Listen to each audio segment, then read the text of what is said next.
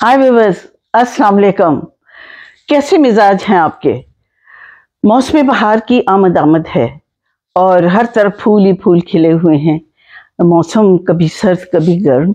बहरहाल आज हम एक बड़ी ही one of the best actress of Pakistan film industry, my favourite star, मेरे से रिजेम्बलेंस रखने वाली या मैं उनसे रिजेंबल करने वाली ऐसी शख्सियत जो फन के हवाले से बिल्कुल, जैसे को कहते हैं ना कि फनकारों के घराने से लदी फंदी खातून थी। गैलेक्सी ऑफ स्टार्स है उनका घर, गैलेक्सी ऑफ स्टार्स, क्योंकि उनके हस्बैंड भी बहुत बड़े राइटर, आगे उनका बेटा भी, और काफ़ी जो बाकी उनकी ससुराल थी उसमें भी कोई फोटोग्राफर है, कैमरामैन है, राइटर है, मुख्तलिफ शोबों से मुंसलिक थे। तो वो मेरी इतनी फेवरेट थी कि बचपन में मैं उनकी नकलें उतारा करती थी और उन जैसी एक्टिंग करती थी। शीशे के सामने खड़े होकर एक्टिंग करती थी, वैसे ड्रेस पहनने, वैसे बाल बनाने, यहाँ से यूं करके ना वो बनाती थी।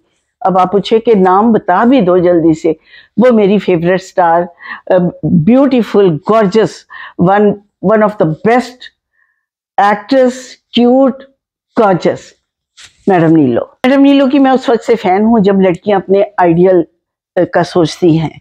मगर मैं बचपन में जितनी भी उनके मैंने फिल्में देखी थी, मैं उन्हीं के बारे में सोचती थी, मैं वैसी ही लगना चाहती थी।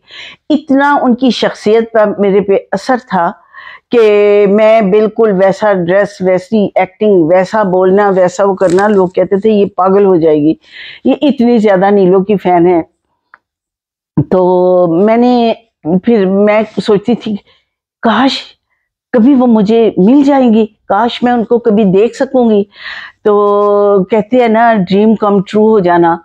तो मेरे जो ड्रीम थे वो ट्रू हो गए, ड्रीम कम ट्रू हो गए। और दूसरी बात ये कि उनकी प्रोडक्शन में मैंने 2 दफ़ा काम किया, 3 दफ़ा। और जब मैंने पहली दफ़ा उनको देखा, उन्होंने मुझे अपने ऑफिस में बुलाया हुआ था, रियाज शाहिद, जो उनके शौहर और शान के वालिद मोहतरम थे। उन्होंने मेरे साथ बिल्कुल ऐसा बच्चों वाला बिहेव किया जिस तरह अली भाई हमारे साथ करते थे, तो हम उनको भी रियाज भाई कहते थे। तो वहाँ मैडम नीलो बैठी थी, तो मैं पहले तो देखती रही। रियाज भाई मुझे कह रहे हैं निशो एक फिल्म में, तो फिर उन्होंने मुझे कहा निशो एक फिल्म करनी है तू साढ़े नाल। मैं मैडम नीलो को ही देख रही हूँ, नॉन स्टॉप मैं उनको देखे चले जा रही हूँ। और मुझे ऐसे था कि जैसे इंसान किसी को अपनी फेवरेट चीज या ख्वाब की ताबीर देखे तो वो सांस लेना भूल जाता है। The same situation was with me. तो मैं उन्हें देखे जा रही हूँ, तो कहते कि इस कुड़ी दा ध्यान काम च नहीं है। मैं कहा जी जी जी जी जी। फिर नीलो ने कहा कि कोई बात नहीं। मैंने बताया, मैंने कहा नीलो भाभी आप मेरी इतनी फेवरेट थी कि मैंने मैंने आप में देखना शुरू किया शुरू से, तो अभी भी मैं देख रही हूँ। कहती यही वजह रियाज साहब ने मेरी रिजेंबलेंस की वजह नाल कि एक नई लड़की आई है, ओदी रिजेंबलेंस जिहड़ी है मेरी बीवी नाल मिलती है। तो मैडम नीलो ने सिफारिश करके मुझे ये अमन में कास्ट करवाया। और फिर होता है ना, कुछ खुश नसीब लोग होते हैं कि उनकी पसंद जो या उनकी जो एक ख्वाहिश होती है उसकी तकमील होती है। और मेरी ख्वाहिश की भी ऐसे ही तकमील हुई कि मैं ये अमन में कास्ट हुई। उसके बाद हम लोग कालाम नारायण इधर शूटिंग हुई ना ये अमन की, क्योंकि कश्मीर का इशू था जो आज भी करंट इशू है, और उसमें मैंने एक कश्मीरी मुजाहिदा का रोल किया। और बहुत बड़ी फिल्म थी, बहुत बड़ा सब्जेक्ट था और बड़ा रेलिवेंट था, लेकिन कोई पॉलिसी सेंसर की और सेंसर के तकाज़ों की वजह से वो जो एक तख्लीककार ने एक चीज़ तख्लीक की थी, वो उस चीज़ को तहस नहस कर दिया गया। खैर बहरहाल उनकी अपनी पॉलिसी थी या जो भी कुछ था, या सेंसर बोर्ड के तकाज़े थे जिनको पूरा करने के लिए जो एक उन्होंने तस्वीर कशी की थी, जो एक पेंटिंग बनाई थी, एक चीज़ क्रिएट की थी, वो ना रह सकी। बहरहाल ये उनकी अपनी पॉलिसीज होती हैं। तो हम लोग चले गए यमन की शूटिंग करने, कालाम, नारान, स्वात। तो स्वात में मैं 28 डेज मैडम नीलो के साथ रही।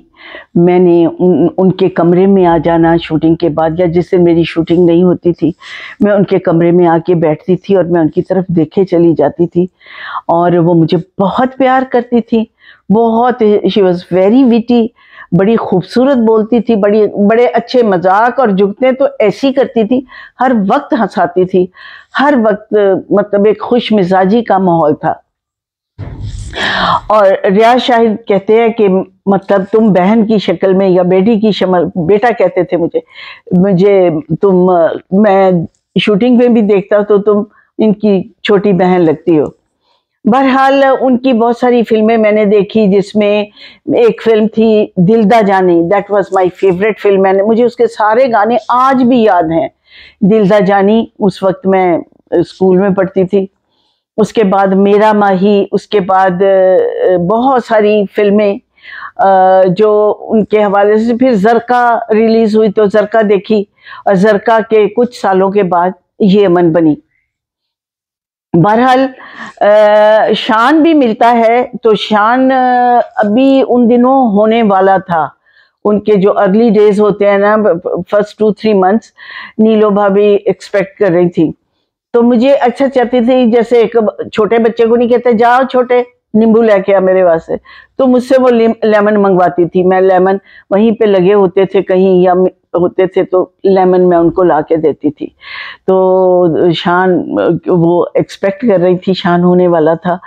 तो फिर मैंने शान को भी बताया, मैंने कहा शान जब तुम छोटे से थे, मतलब तुम होने वाले थे, तब मैं तब से तुम्हारी अम्मी को प्यार करती और उनकी खिदमत करती रही हूँ। फिर जब शान पैदा हुआ तो मैंने शान के कपड़े और जो भी न्यू बॉर्न बेबी के होते हैं, टावल और रैपर और एवरीथिंग, जो ड्रेसेस वगैरह किट होती है जिसमें उन दिनों पाउडर, ऑयल, आज भी वो मिलती है, तो मैंने बहुत अच्छे ब्रांड के वो लेकर, तो मैं उसके भाभी नीलो के पास पहुंची। तो वहां पे गाड़ी खराब हो गई तो मैंने टैक्सी ली, टैक्सी लेके बहरहाल मैं उनके यहाँ टाइम पे पहुंची और मैंने कहा कि ये मेरी तरफ से गिफ्ट है। तो उस वक्त जो जरका थी उनकी सिस्टर, वो छोटी सी थी, बहुत प्यारी बच्ची, बड़ी खूबसूरत बच्ची, एजाज बड़ा था। और नीलो भाभी ने हमेशा मुझे, जो भी उन दिनों उन्होंने अपने घर में गेट टुगेदर रखा, कोई फंक्शन किया, मुझे बुलाया और हम काफ़ी क्लोज रहे। फिर हमने, जब रियाज भाई की डेथ होगी, रियाज शाहिद की डेथ होगी, तो वो कुछ सालों तक बिल्कुल फिल्म इंडस्ट्री से अलग रही, घरेलू जिंदगी गुजारी। फिर जब रियाज शाहिद की डेथ होगी, वो 3 बच्चों की माँ थी, तो फिर उन्होंने दोबारा से काम शुरू किया बच्चों की परवरिश के लिए। बहरहाल फिर हमने अज दियां कुड़ियां में मैंने उनके साथ काम किया। तो इस तरह जो कहते हैं ना कि किसी का ख्वाब सच्चा हो जाना, माय ड्रीम कम ट्रू हुआ। और मैंने उस चीज़ को कहा कि देखो, इंसान को की सच्ची लगन हो, किसी से प्यार करता हो, तो वो चीज़ उससे ज़रूर मिल जाती है। तो नीलो भाभी के साथ बहुत अच्छा वक्त गुजारा, बहुत इंजॉय किया, फिल्में की। जब वो दोबारा आ गई तो इस तरह मैं उन्हें भूल नहीं सकती। और उनका एक गाना था, वो उस वक्त मैं फिल्म इंडस्ट्री में नहीं, मैं उस वक्त छोटी थी, तो वो रेडियो पे चलता था गाना, मुख तेरा वेखिया जरूर थोड़ा जिया नहीं। मैंने सुना उसमें अकमल की उनसे कोई झगड़ा हो गया था, तो एंड पे जब वो गाना खत्म होता है ना, तो अकमल साहब उनके घुटनों को हाथ लगा के माफी मांग रहे होते हैं ऑन स्क्रीन, यानी कैमरे के सामने। तो इस चीज को भी मैंने बड़ा इंजॉय किया कि वो गाना इन्होंने अलग अलग किया है।